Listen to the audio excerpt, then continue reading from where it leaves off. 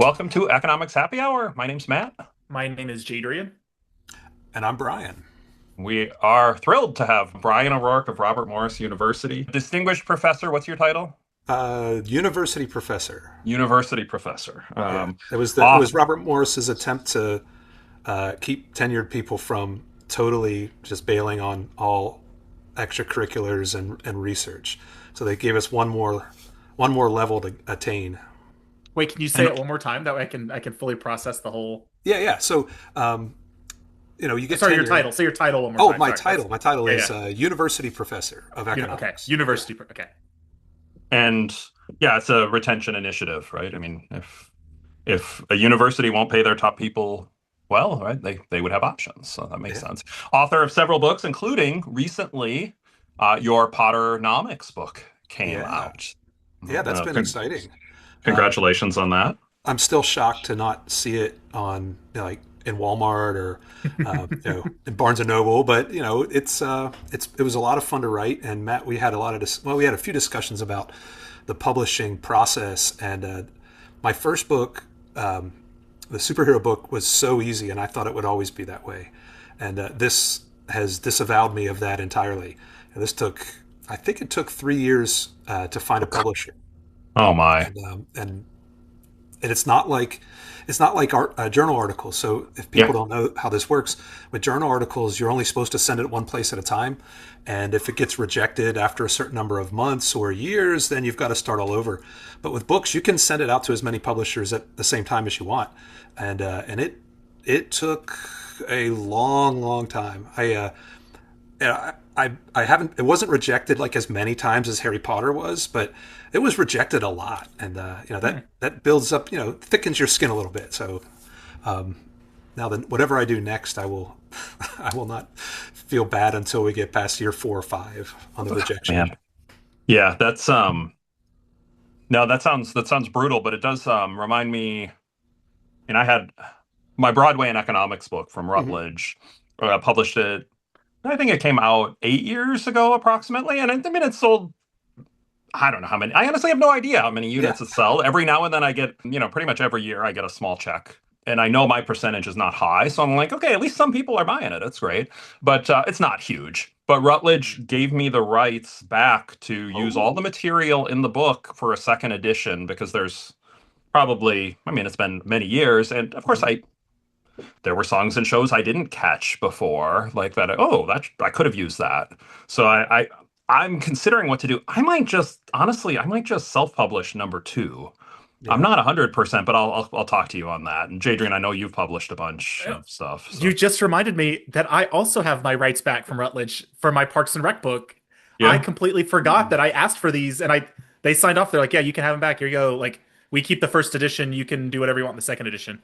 yeah, I completely Oh. forgot, and because my idea was I wanted to self-publish, and I wanted to make it more of a teaching guide that faculty could use and price it on Amazon for $15 because Mhm. I don't need the money. Like I don't I'm not selling enough books yeah. to Well, make you're it an worth it. I mean, as an economist, I think I might argue that the elasticity of demand might be such that $15 you may make more money than if it were $40, right? I mean, I think I mean, that's especially yeah, if you do that for Kindles, right? I wrote a book so people would read it and use it in their classroom. I did not write a book to be able to retire off the book. Yeah. And so if I want people to use it in the classroom, I need to price that way, way Yeah, lower. yeah. Yeah, that's a So, good reminder. And unfortunately, this is not the summer to be rewriting a book. So no, no, sorry about next that. year. But It's, what are we drinking on this fine July afternoon, gentlemen? I've been waiting Okay, you go several first then. several episodes for this. This has nothing to do with the 2000s. Matt, I have finally had time to run to the garage to get the beer and then come back. Today we are enjoying a PBR mixed with Grillo's pickle juice. Oh my goodness. I've got Yeah. a pickle PBR that I've been waiting to Pickle have with you. PBR. And Brian's thinking how he's going to be going to Picklesburg, which is just coming up. I think it might be like No, no, this Jadrian weekend or ruined next pickles weekend. for me. In fact, I was at Chick-fil-A over the weekend and made sure they did not put pickles on the sandwich. I made sure Oh, to get it for this one. Oh extra, gosh, extra. That's very Uh, good. Brian, what's the beverage of So, choice? in honor of the 2000s, I did a little research to see what people were drinking in the 2000s, and when the answers came up, I'm like, oh yeah, I totally remember this. In the 2000s, people were drinking more cocktails, and they were super sweet. Lots of sugar, lots of fruit juice. So I went and made a mojito with the mint that I Okay. transport from one house that I own to another. So I feel like the Johnny Appleseed of mint, um, and which isn't hard at all. But some of the other options were like lemon drop or a Cosmo, and I thought those are good, but maybe not for a discussion on economics because they're mainly alcohol with a little bit of coloring in them. Yeah. I am going to tell you a mint mojito story because mojitos are my favorite cocktail. Oh, There is a bourbon, there's like a whiskey bar, bourbon bar in State College, and I remember going once, and I'm not going to drink it straight because that's too much for me. So we were sitting at the bar with James and ordered a mojito, and the bartender looked at me and goes, "I can't make you a mojito. We don't have any mint." And I go, "Oh, that's too bad." He goes, "Yeah, mint's not in season right now, so we don't have any." And I looked at him and I go, "You like I couldn't tell if he was joking at that moment." And I go, "You really don't have any mint. You're just didn't want to go buy some from Kroger?" And he goes, "No, we don't have them because they're not in season. We will not sell non-seasonal herbs." And I'm sitting there going, "You're just mashing it into a drink." That is Uh, crazy. and then I went somewhere else like the very next day and I go, "Do you have mint?" And they go, "Yeah, of course we do. It's a bar. Why wouldn't we have mint?" I'm like, I go, "That's the right answer. That is the right answer. That is the right answer. So, I don't need um, seasonal mint at my no, bourbon bar." mine is not in honor of the 2000s. This I did check the date. I was like, oh, it'd be cool if this beer was established or the company, but it was a 2016. But the Summer Shred Hazy IPA, kind of like a session IPA, so it's a little bit not quite as high of alcohol as most IPAs by What's the brewery? Ooh, ever. Evergreen Brewing Company. Is Uh, were they not established in the 2000s? I feel like Well, they were craft beer established really in took off. 2016. Mm. So the decade. So I wasn't, I could have had it last time and I was just negligent. But so Brian, we have a new thing which you could participate in if you have one or not. Name that stat. I have one. oh, wait. How about you go over the rules first? Because I've Name played that this stat. game in a lot of different settings, but you may have different rules than I'm used to. We have some number. We give the number. There's a guess. We might give more hints and usually give three guesses. I don't know. We don't have that Okay. many. Yeah, Yeah, That that's a sounds that sounds like the number by itself, a number with a little more context, and then a final guess is a number with a little more context. yeah. all right. Are you allowed to ask questions about the numbers, or you just make a guess? No, You're you allowed just have to to make a ask. guess. You can Yeah, you're ask, but allowed to ask, but we usually go. That'll be your next clue. yeah. But I'm happy to go first. I have one that I think will be difficult, but who knows? Y'all might get it. Okay. And I'll give and it's actually two different numbers.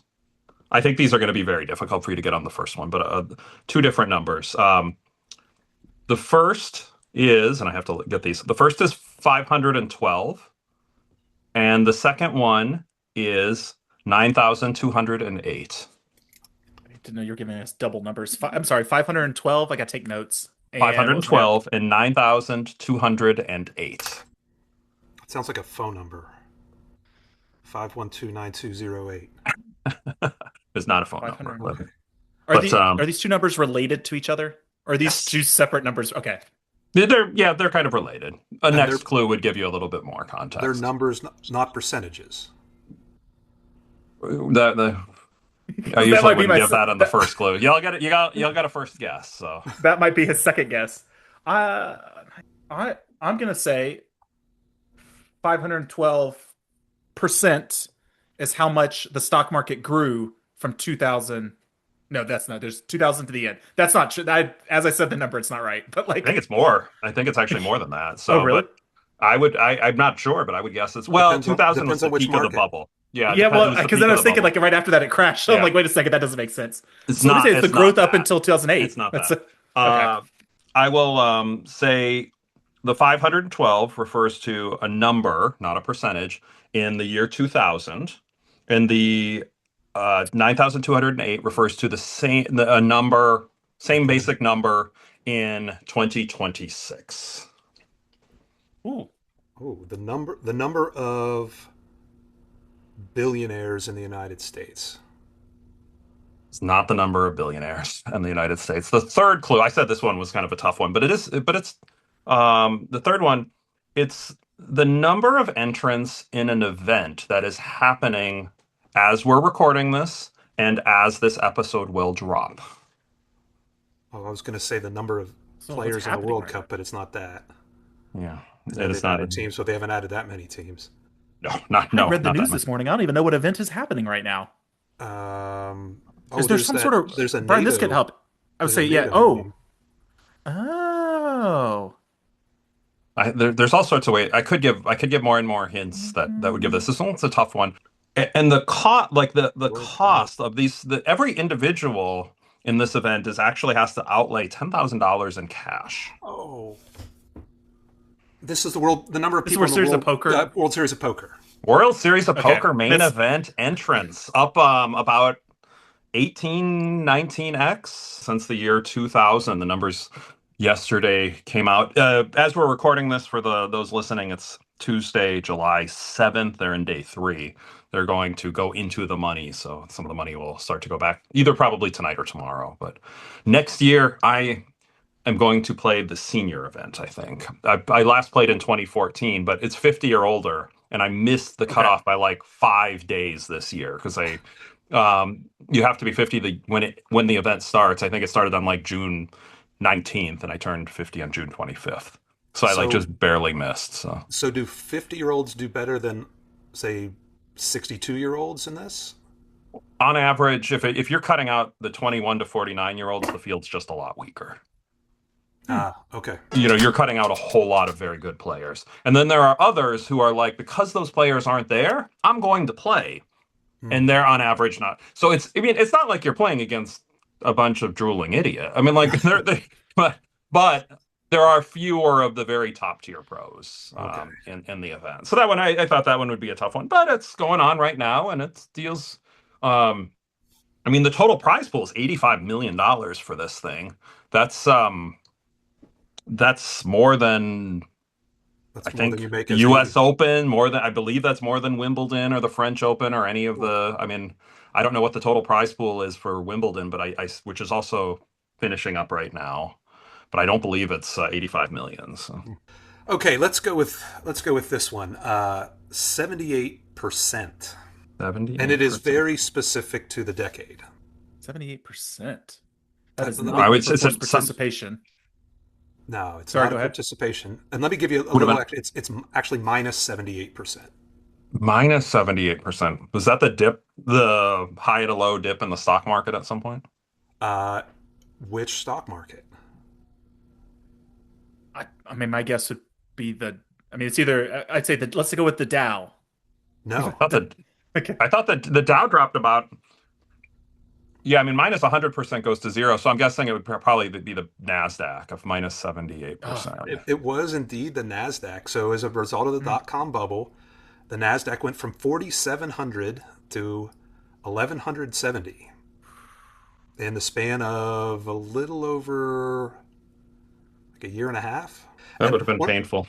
One of the reasons I picked that number was because I was in the early 2000s. I was working at James Madison University, and there was an older faculty member there who came into a brown bag meeting one day with this just look of utter despair on his face, and said, "I'm not going to be. I was going to retire this year. Oh. And I cannot retire." And it was going to be.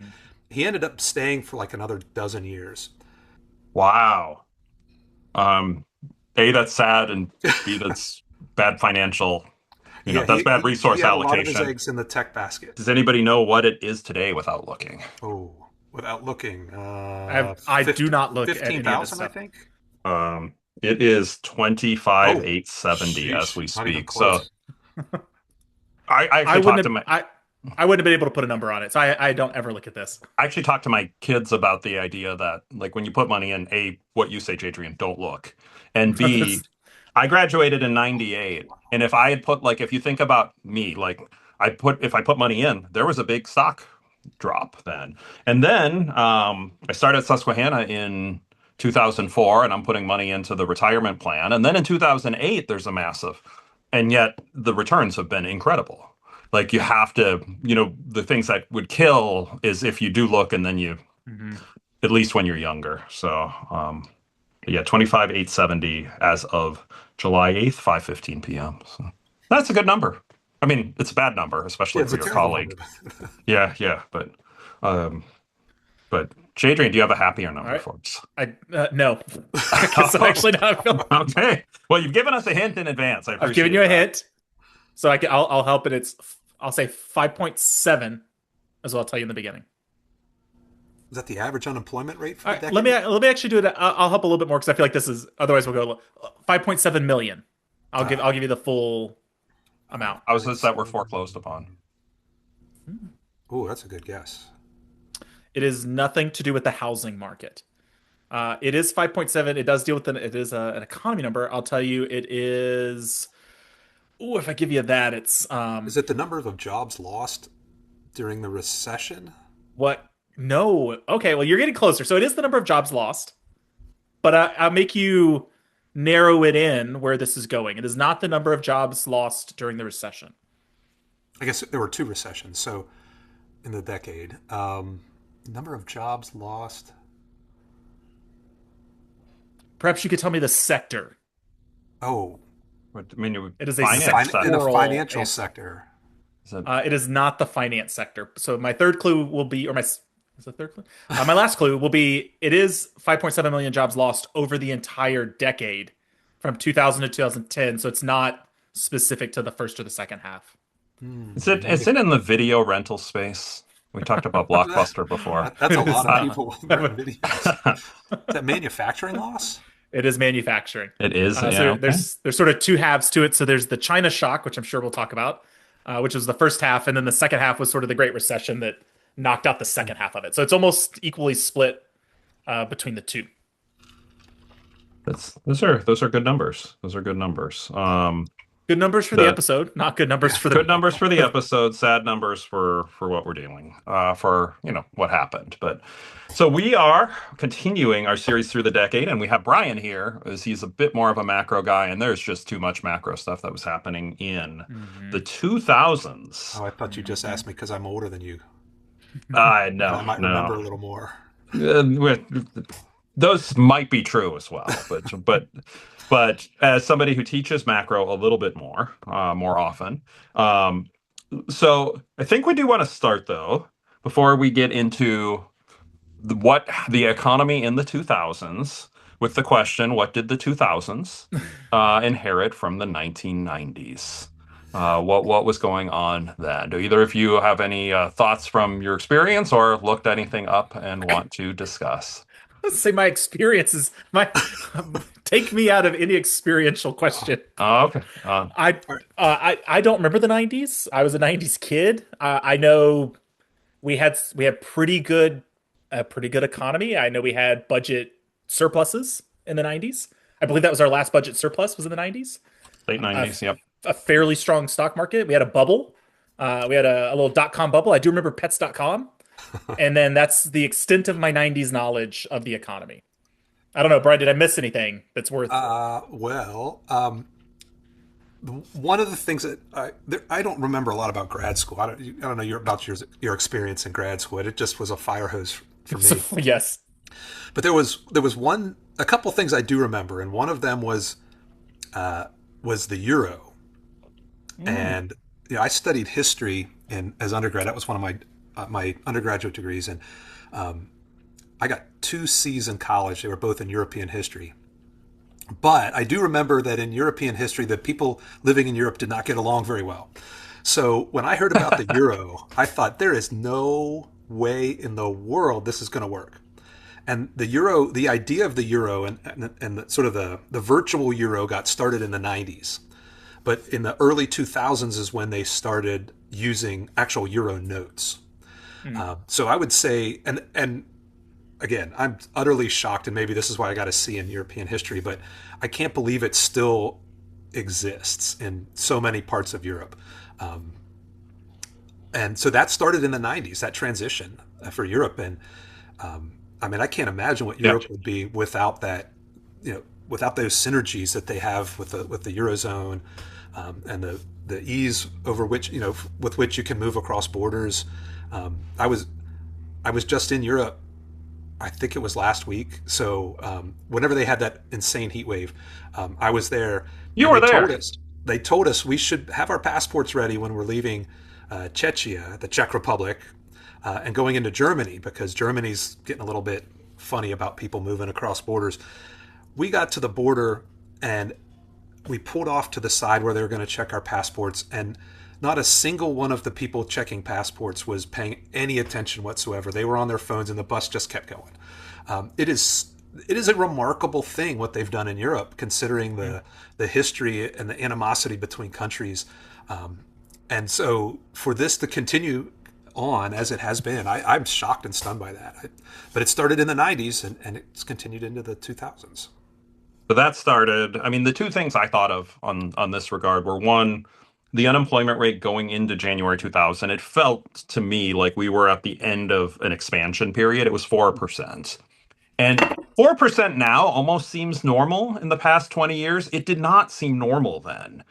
Unemployment rates were not, like my whole lifetime, born in 76, they were never as low as 4%, basically. I think people were talking about the natural rate of unemployment being like 6% for a long time. And then that number slowly started to move down. So the economy was really humming along. But when it hums along, you often feel like, okay, this may change.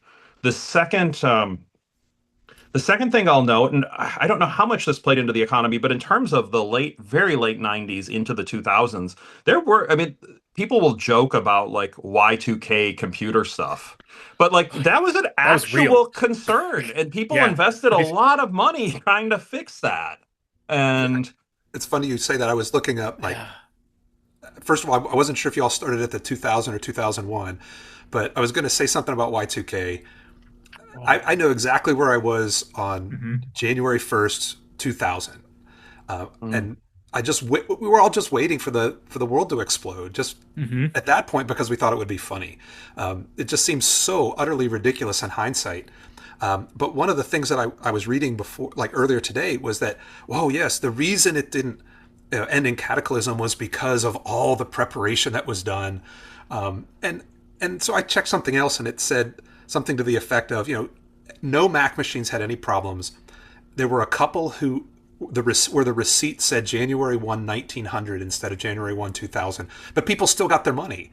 That Matt, you're right. The panic was palpable. It was real. And the money I remember spent was just not like people insignificant. taking money out of ATMs. Like, you're like, we're not going to be able to get our money. The banking system's going to collapse. It was like, this is going to be a bank run. What are we Well, going to and do? I mean, Oh my gosh. there was fear like computer systems on airplanes might literally stop working if the plane is in midair. And no, I mean, I remember I guess I remember where I was living. I don't remember like the turn of that, but I was coming back from visiting my wife's parents in California. And so we flew a red eye that arrived at like 7 a.m. on the 31st in Omaha. And then we were driving a couple hours back to our house near Ames, where I was going to grad school at Iowa State. And I remember the radio news coming on and saying Australia had happened. And I'm like, okay, sounds like nothing has happened here. No worries whatsoever. I remember that moment. I don't, I couldn't tell you almost any other moment of driving across Iowa in my life for all the times I did it. But I do remember when that happened. I'm like, okay, celebrations, and doesn't seem to be anything happening from Y2K. But so a few. The other thing I would say about the 90s that coming into the 2000s was just how the globalization just continued at a rapid pace. NAFTA. So NAFTA gets passed in, I think it was 94. 94. And then and the Eurozone is taking off, but then China joins the WTO in the early 2000s, and this great sort of image of global free trade and dropping all these borders. It had to make economists really excited, because this is the freer the trade, the more trades take place, the better we deal with scarcity, all that kind of stuff. It had to be a point where, man, we finally are getting it. People finally understand the importance of trade, but to Jadrian's statistic earlier, then we see the manufacturing numbers fall off, and the while at the macro level the gains are huge, we have that dichotomy with the micro level where, yes, great, I'm so happy the economy's doing well, but I just lost my job. So we see that kind of that undercurrent of this is going to be a bad thing at the individual level, and people start to, well, people didn't start to, but people were looking at this sort of, you economists may not know entirely what you're doing. What have you done to my lifestyle? I remember this being the big learn to code story that they told you over and over. Like, oh, you lost your job because you worked in manufacturing? Learn to code. That's the solution. So, Matt, I'm going to assume for the three of us that the biggest event of the 2000s is the 2008 financial crisis and Great Recession. I don't believe that that's really debatable, and I have a feeling that all of our listeners know about this. Otherwise, right, it's a collapse of the economy, lots of things happening. I'm curious maybe what you would say is the second biggest event of the 1990s. Or sorry, I'm stuck in the 90s part of the 2000s. If we're not going to say I think the recession is big, unless you want to debate that and you want to pick something else instead. No, I think this was the greatest economic event since the Great Depression, right? I mean, in terms of what had happened. So I don't know that the first part's debatable, and I think we'll talk more about that as we work through the decade.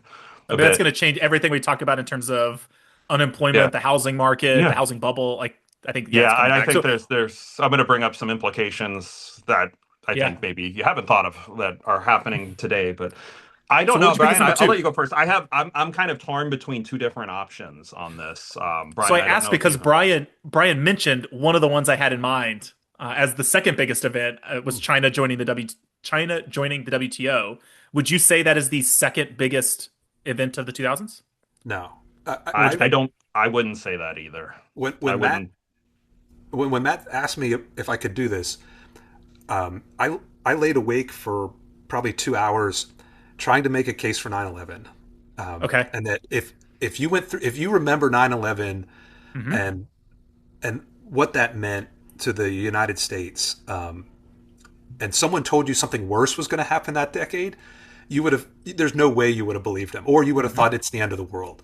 That was my first year teaching, my first semester teaching, and I mean, again, it's one of those things, exactly where you were when you first hear about it, and there were so many knockoff effects that people didn't think about. They thought, so my folks are in Pennsylvania.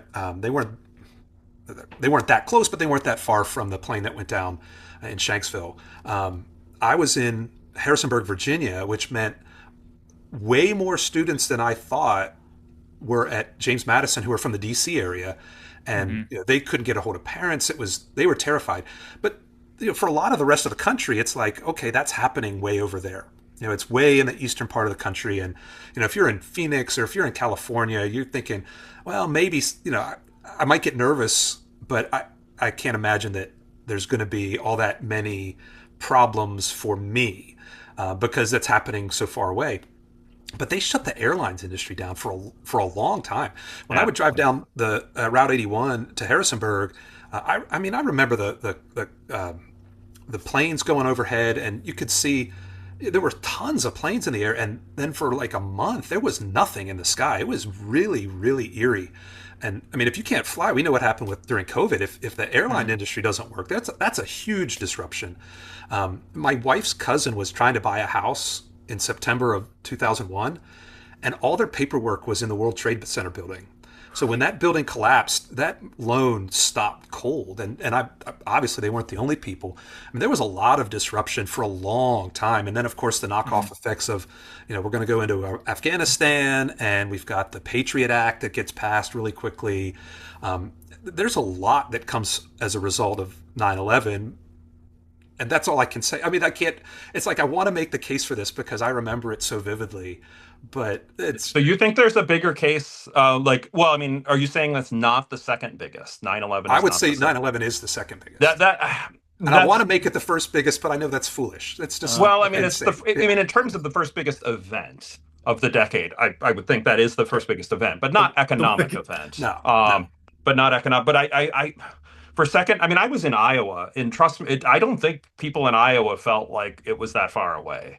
I mean, kind of, but I think people there were, it was just as, it was on airplanes, and people in Mhm. Iowa fly airplanes. And if it happens there, why couldn't it happen here? And That I would say all, that was the mindset in Southeast Texas. It was we thought we Okay. were next because well, we have all the oil refineries. So we thought, okay, well, if they've attacked the financial district, now they're going to come for the oil. Like we just assumed that like why not take out oil like your oil and gasoline supplies yeah. next? And so I mean, we lived maybe 10 minutes away from all the gas refineries, or I guess Houston has most of the gas refineries. So we no, we assumed we were the next ones on the list, and we were just waiting, biding our Yeah. time. Oh, So Brian, I planes, think that was going to be my guess, right? I think I was going to put 9/11 at number two, so that's I don't think you're wrong on that one. I, I just can't believe how distant of a second it is. That's still, it just blows my mind how totally disruptive that was, and it just wasn't for nearly as long, as the Great But Recession. I think what Matt was saying is it didn't start as an economic event, but it affected the economy in the sense of Mhm. very, the very industrial quickly. complex, right? The security industrial complex, and I mean, I had friends who were, I mean, we didn't have a draft, but Oh, none of us talked about going into the military, and then suddenly we invade Iraq, and everybody's like, oh, well, I guess I'm signed up for the military. And so like Yeah. there is this mix of like, nope, I'm going to college because you're not going to get Yeah. me. So I Yeah. think it did have knock-on effects that made it a Well, pretty big oh, event. and I might even say that sort of the longest lasting implication of 9/11 is what happens with government spending. I mean, Hmm. the increase in military spending, you know, throws the books out of whack for the next 25 years. I mean, that's sort of the start of this giant, really significant increase in government spending. That one of my other statistic that I was going to use was 65%, which is the growth of the U.S. federal debt as a percentage of GDP over the decade. I mean, wow. the debt increased so much, and there was other things during the 2000s that contributed to this, but military spending and the war in Afghanistan, the war in Iraq, those contributed so heavily to that. Brian is like walking us into the next segment of numbers that define the decade. That I mean, the federal debt portion. I mean, these are obviously Yeah. tied together. Is obviously huge. Matt, is there Um, another event that you want to talk about, or you want to do um, I, numbers? I think my third would have been probably the dot-com crash, and we talked about that a little bit before. But in terms of, right, I mean, well, Brian, you mentioned a story, right? Somebody like they delayed their retirement. I had heard this story, so I can't confirm it, but my predecessor at Susquehanna, the person who role I took, they were planning to retire a couple of years before. And I don't think they were all invested in the Nasdaq necessarily, but after 9/11, the market went down. They ended up delaying it an extra year or two. So I might not be at Susquehanna. It's like one of the weird, the butterfly effect of life is kind of crazy, but it doesn't retire at that time. You know, I'm not at Susquehanna. It's kind of crazy. Yeah, But so I think that was relevant. The other options, just I think the Great Recession and the housing bubble are kind of intertwined. Mhm. China joining the WTO, I think, is relevant. We mentioned that. I think those are the others. I don't know of any others that are really so relevant to think about that they can make the list. yeah. It's funny to me how just it's a footnote now, but Enron happened during this decade. And I mean, this is a Yeah. massive, I mean, the largest bankruptcy in U.S. history at that time, and it barely warrants a mention. What year was that? 2000 or 2001. No, 2001. It was okay? like earlier in The problem is Early. they're a Houston-based company, so that's yeah. how. So I could my age is going to work here. My age and location is helping. It is a Houston-based company, so it was the big performing arts center was they had sponsored a really big performing arts center. The Astros played at Yeah. Enron Field, and so like I they were really remember that. big. But one of the things that I remember coming out of the Enron part was I was in a business school and they Yeah. required us to take an ethics course, Oh, and they were sort of scrambling because they're like, we don't know what to teach in this course. Like this is like a brand new course. We've never taught business ethics. And I still vividly remember the professors telling us that like the whole reason we have to do this is because of Enron. that like one of the stories I guess out of Enron was that a lot of the executives were like, we didn't know we couldn't shred these documents. Nobody told us. And so the universities were like, you have to take an ethics class. Don't We shred have documents, kids. no, do not shred documents. That's I guess because they all, I think everybody looked at their bit, right? They had really fancy MBAs, probably from Wharton and all sorts of places. Yeah. And then they turned to go, why didn't you tell them this was bad? Well, the other, I mean, the direct speaking of being at a business school, Sarbanes-Oxley was a law in 2002 on lots of governance accounting practices. And I remember somebody in accounting saying we could just rename this the Accountant Employment Act because they're like, led to such an increase in demand for accountants, at least in the shorter term. So that's a good major event that, is because of 9/11 and the financial crisis, that one doesn't even kind of, that didn't jump up. So Jadrian, you had alluded to numbers that defined the decade. We talked about some of them, right? I mean, we started this talking about drop in the stock market. We've kind of briefly mentioned federal debt. I shouldn't say hinted at. You started unemployment in the 90s. Well, I think January, it was 4.0 in January Yeah. of 2000, 4.0.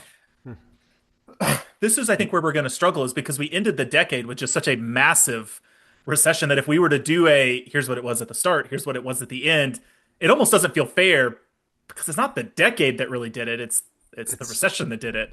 Yeah. But into the decade, I have Fred up. Oh, I almost got it. December 2009, 9.9% unemployment. Start of the decade, what'd you say? 4? Or, according to Google, I don't know if Fred says the same thing. It is. So Fred says the same, 4% on the dot. 4% on the dot. So massive change. But in 9 wasn't the peak. I believe it peaked, but the peak thought might, it I was guess, 9.8. have happened. The peak was, I just saw it, 10. I saw a 10 in here in October. October 2009 Yeah, is a that 10. looks right. That looks right. But in many ways, it's in terms of the economics, the unemployment rate in the decade, it is almost like two separate. You have like Yeah. the normal, quote unquote, normal decade. I mean, and it's weird that 9/11 is in there, and we're calling that like the first 7.5, 8 years, the normal part, where the early parts of the 2000s had a recession that technically started in '01. I mean, the dot-com crash that happened. But then I'd always thought that after 9/11, it would have been, I mean, it was such a disruptive event that seems like that would have led to a recession. I think there was technically a short one, but it's one of those sort of you blink and you miss them. Well, I mean, at the time, right, the unemployment rate went from the lowest point in the 2000s was 3.9%. Actually, I guess it was 3.8% in April of 2000. And in 2003, it peaked at 6.3%. I mean, 6.3 would still feel pretty bad now. Mm-hmm. And it was above 5.5% starting in December 2001 until mid 2004. So it had gone up a point and a half. Now, if you look at the course of the decade and then the end of the decade, it balloons. But the 2001, I mean, I don't know how much you talk about the lagging versus forward indicators, right? The unemployment rate is often a lagging indicator in a recession. We were in the recession, and then the unemployment rate it stayed high for a while. I mean, high is relative, but the upper 5% for quite a while after the recession officially ended. Did he just freeze? I think we lost Matt. I thought there was gonna be a dramatic pause here. Well, okay, Matt's frozen, so now it's just me and Brian. Brian, I can talk about my number that I was gonna bring up. Okay. I've been over here searching on Fred because I can't find the right data. The closest I have, this I think is an interesting one to add to the conversation, is household debt services as a percentage of disposable personal income. Oh. Unfortunately, it only starts in 2005. So I could tell you at least what it was and then what it is today. But leading into the recession, household debt service payments as a percentage of disposable income was around 15 to 16% in the 2000s. Today, it's down around 11%. Really? So I was tagging this in I think portions of this that we had a really strong economy. I don't know what's happening in the first half, but I do remember one of the big changes. this is where I'm going to remember pieces from my childhood. Sorry to make you feel old by saying that was my childhood. Was that credit cards and sort of personal debt? I remember this being a really big deal. Like I obviously got my first credit card then, but I don't remember my parents really using credit cards like Hey. in the 90s. But I do remember them heavily using it in the 2000s. Is this a fair? Like, do you remember this, or like were credit cards very normal in the 90s too? Now, you know what? Now that you say that, I don't remember credit card. I remember how easy it was to access credit cards for college students in the 90s. I mean, you walk down Yeah. the hall, and there are tables at the student union of of just about every credit card company, and there were no restrictions on who could get them. It was super easy, and for a short period of time, I was just collecting credit cards. And I got one with Roberto Clemente on it. I got one when I went to Fenway Park for it was a Red Sox credit card. I was getting them as souvenirs. They were so easy to get, and then Well, I still have them in a stock drawer somewhere. so I was able to find consumer debt service payments as a percentage of disposable income. Same, it still starts in 2005, Ah, but consumer debt was about 7% of disposable income. Today, it's down around 5%. wow. So it has come down a lot. But this might be just tagging in I remember credit cards being just really easy to get, Oh, totally. accepted almost everywhere, versus in the 90s, I do remember my parents paying with cash for everything. Matt, since we lost you, we started talking about other Yeah. numbers, and I No, pulled up that's personal that's debt. fine. The internet just completely went down in my house. I don't know why. So lovely.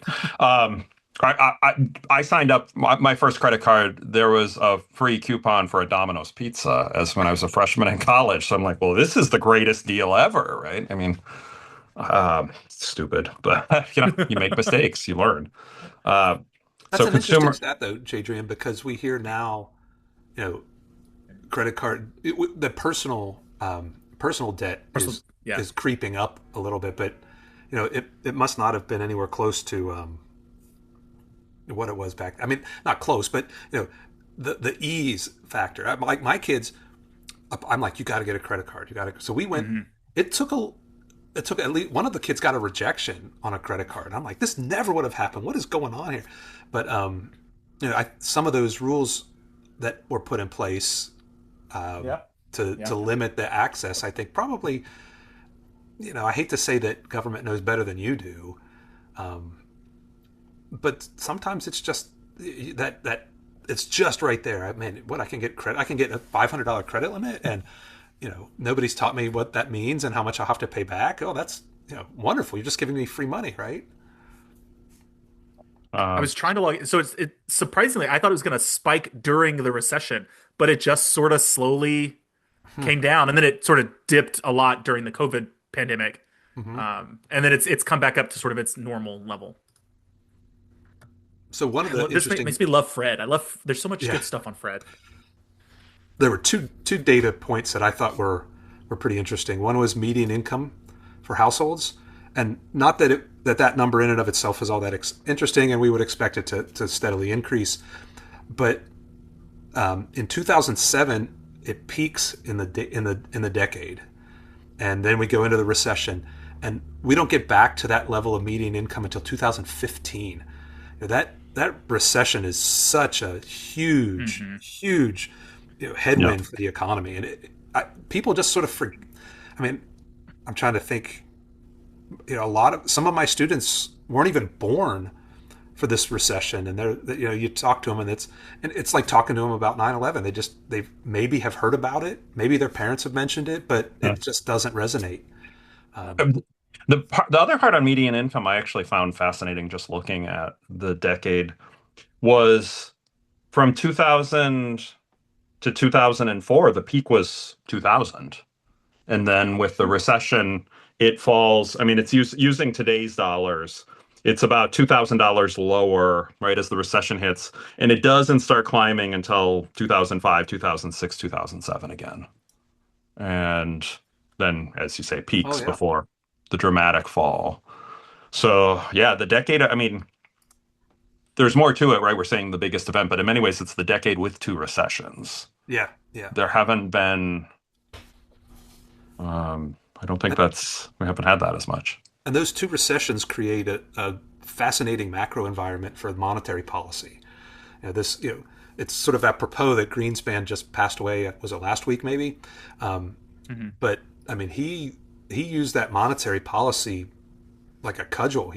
I mean, the interest rates were cut so low, and that's people start to expect those low interest rates. So now we're back to the 5.5-6% mortgage rates, 6.5%, and we're getting back to what's normal.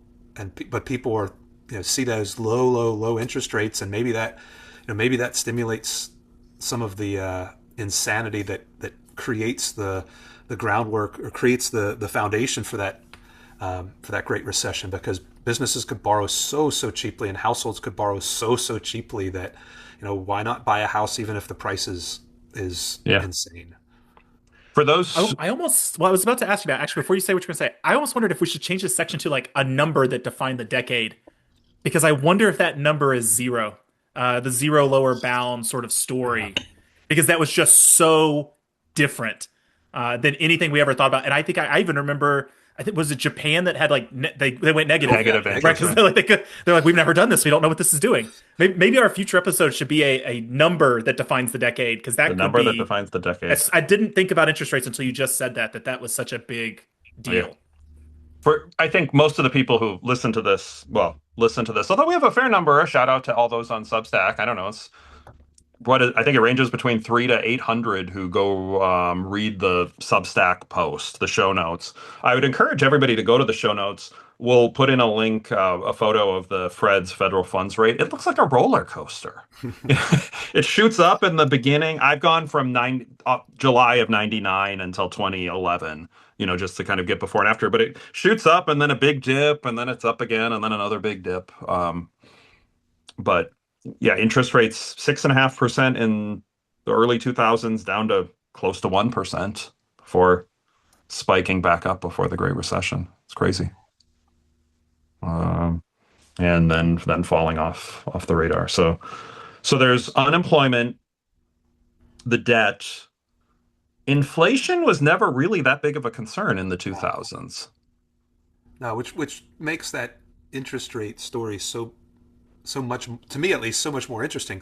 You're using the monetary policy tool to fight inflation, but there's no inflation. It's such an activist monetary policy to try to get an economy back on track after an early recession at the beginning of the decade, and then that Great Recession that we keep avoiding talking about.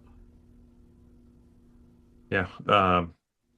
Throwing in, I don't know if Fred, if we know of a peak, but I would imagine the peak was at about 5%, maybe one of the years, but without looking at the Fred data. Yeah, it's a little over 5 at the latter half of 2006. Okay. Beginning of 2007. So the Fed, that's what they were aggressively fighting, I guess, right? I mean, you've got to, they're not that far off from that 70s inflation spike, and they're probably thinking through, we do not want that to happen again, but not ideal. Not ideal. Anything else? The one overall, if you had pumped a whole bunch of money in the stock market right at the beginning of the decade and not continually invested, it's a pretty rough situation. And Brian, I mean, you and I, you're a couple years older than I am, but I mean, like, my real first investing and was like, was putting into the 403b, which, if you are not at a nonprofit, it's the equivalent of the 401k at a nonprofit. I remember, I didn't look that often, but it never seemed to do too much for quite a while, and then it shrunk. But I remember I had a friend in high school who, for whatever reason, had stock, and 1987 was like oh my gosh, the stock market can go somewhere other than up. That was a total shocker to me. And I've played around with the stock market just a little bit. I always pick the wrong companies and buy at the wrong time and sell at the wrong time. But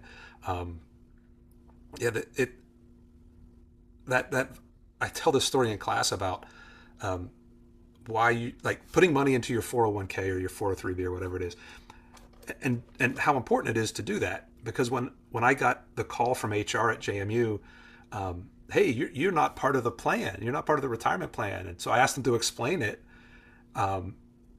And they said, well, we want to take money out of your paycheck. And I said, stop right there. I don't want you to do that. And this was 2001, so I'm really glad they didn't. I think I think I kind of came to my senses in 2002, so I was probably buying at the bottom, or close to it. But that was just dumb luck because I don't want you to take money out of my paycheck. That's crazy.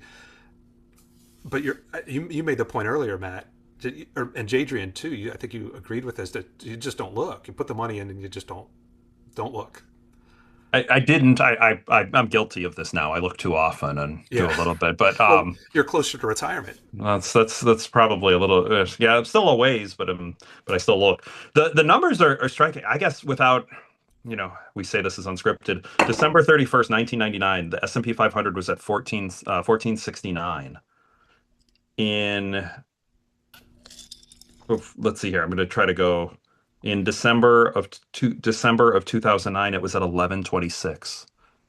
So if you had reinvested dividends, I think you're probably up a little bit. But yeah, that is essentially a lost decade. Now, if you had put in money every single month, I suspect you probably come out a little bit better.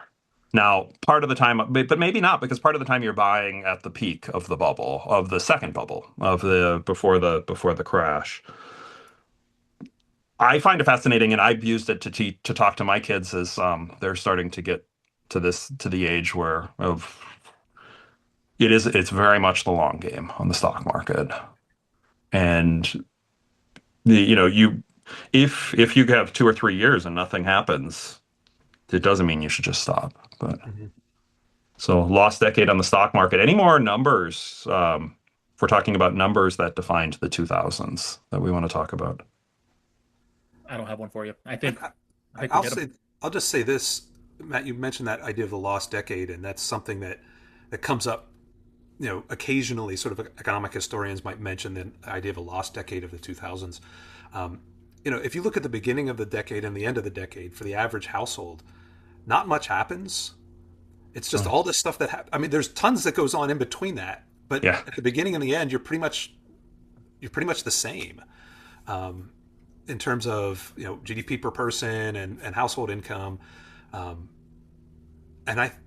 there are people who would say, well, that's terrible, we haven't advanced. But then if you look at some of that data, you're just like, oh, whew, man, I'm just so glad I'm no worse off at the end of the decade than I was at the beginning of the decade.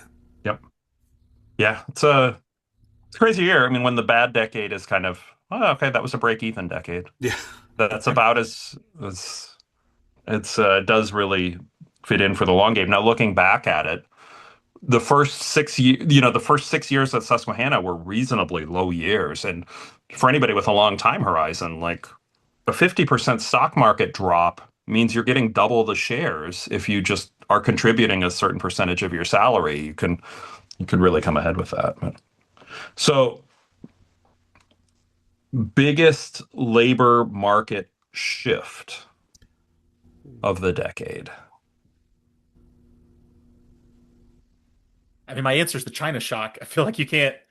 I feel like I still read papers about the China shock and what impact that's having on different places.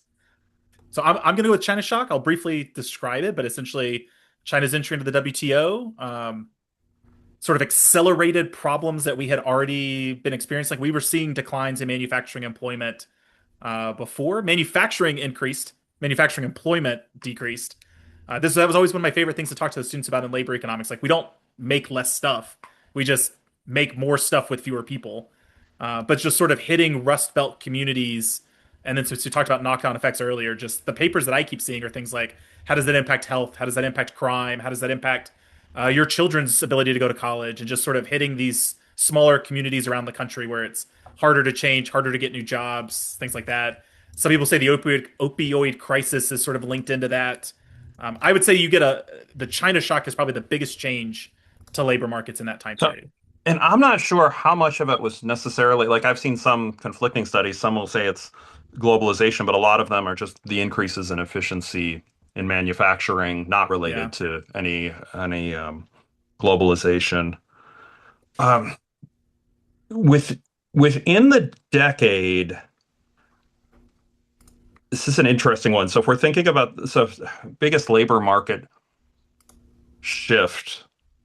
I honestly don't know what to say within the decade.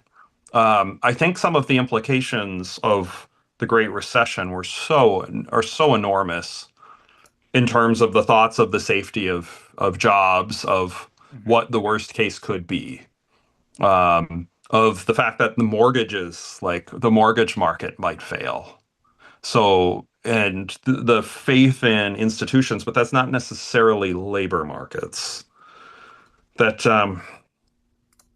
Yeah, I might go with you on the continual. I don't know if I'm going to say it's China versus just increases in manufacturing efficiency, but I think I Sure. might go with you on that. But We'll say death of manufacturing towns, right? yeah, Not. I want to be really careful, right? It's not the death of manufacturing. Like we make a yep, lot of yep. stuff. And It's just we make more stuff we now make than we more used to stuff than we've make. ever Like we made. lit, Yes, yeah, and but it's using fewer that's why individuals. Brian, I always try to emphasize that, right? Like America manufactures stuff. We make things. Just we yeah, don't use people to do it. It's very different. yep, We make a lot of Yes. food. We don't need farmers. Sorry, Yeah, we that's don't need as many farmers. Sorry, yeah. let me We back need up. farmers. We We need definitely need farmers. farmers, We don't but need as it's many farmers as we used to yep. make as much food as They're we have. killing it Thank so you. much. Yeah. I know I'm gonna get canceled. They're gonna just We do quit us not on the want to get the spot. farmers against us. So. no. So Brian, do you have a different one yeah, from I us? would just differ slightly, and part of it's because of where I grew up. Like the manufacturing was gone by the early 1980s, where I grew Mm. up. So while you were talking, I just pulled up statistics on immigration, and the number Mm, of just the number of legal immigrants into the United yeah. States. Mm. I mean, there's a big spike in the early '90s, but that number continues to increase and increase and increase through the 2000s. And I don't know if maybe politically you've got the George Bush kind of the compassionate conservatism, who probably looked a little bit the other way in terms of immigration, in terms of illegal immigration, and certainly the Obama administration at the end of the decade wasn't on the stump trying to limit immigration. Um, I think that the change in the labor force through increasing the number of workers through immigration there might be something to say there.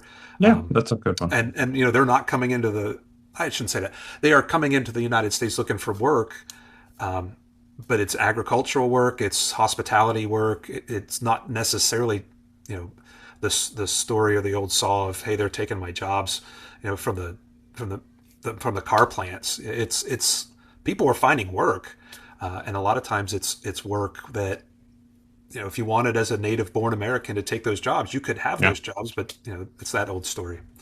yeah. Let's go. Is it time to just jump into the Great Recession? And I mean, this deserves a lot more than just, oh yeah, it's the biggest event. Or do we want to hold it as a cliffhanger and make this a part Ooh. two? Because we are getting. Yeah, we're going I on. think it's the part two. We'll, We'll we'll stop talk about here, everybody. All right. Yeah, I think we you can do want that, to and do then we can media? rest. Do I need to get Yeah, another beer? I feel like I got to run out and. I think we'll do that. Well, I haven't seen we you will. drink anything, JJ. Are you drinking that? Yeah, I've only got that Oh, much okay, left. good. Mine All is right. all Oh, gone. and I that's need his empty. more. Gosh, Mine is empty. I'll Well, get a second one. we will. I'm at We are. home. pickle Right? beer. Yeah, we will stop at this point, and we will have a part two that really goes into it, our views on the implications of the Great Recession.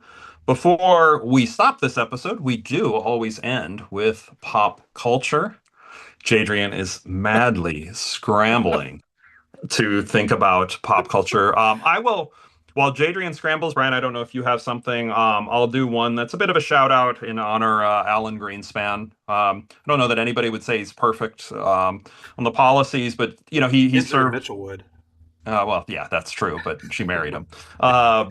The He, like, I mean, you're thinking about somebody who served his country for many, many years and passed away, what, a week or so ago. He wrote, I believe it's called The Age of Turbulence.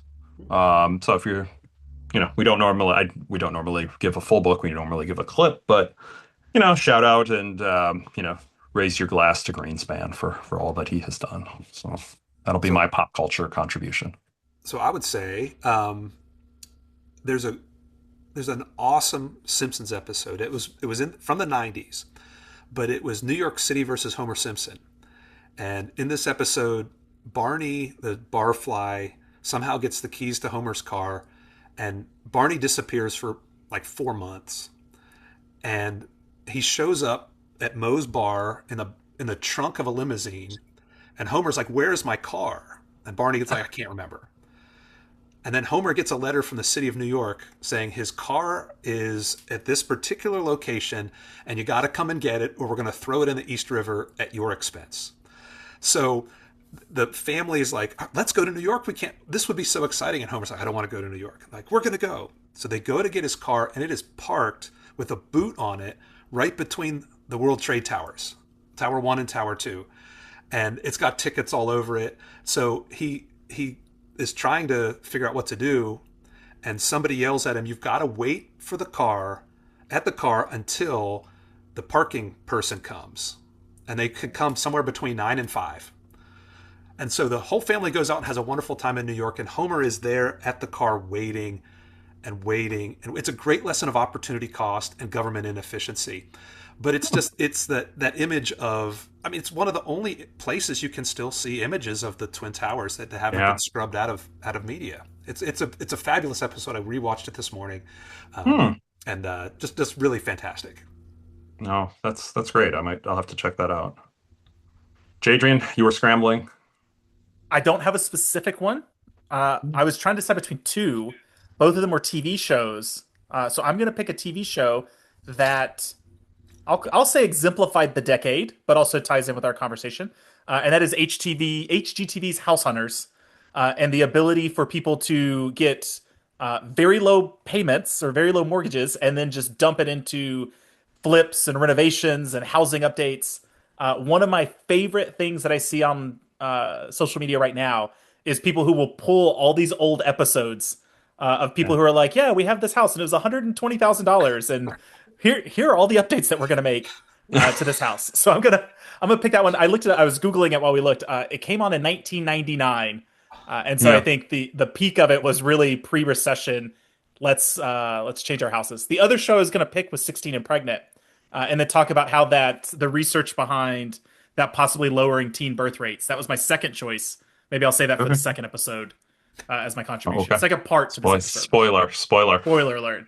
Well, thank you to everybody for tuning in. In a couple of weeks, we'll drop part 2. So you will hear from us in 2 weeks, Jadrian and Brian. We will talk to each other in about 2 minutes. So until the next time. Cheers, Matt. Cheers. Cheers.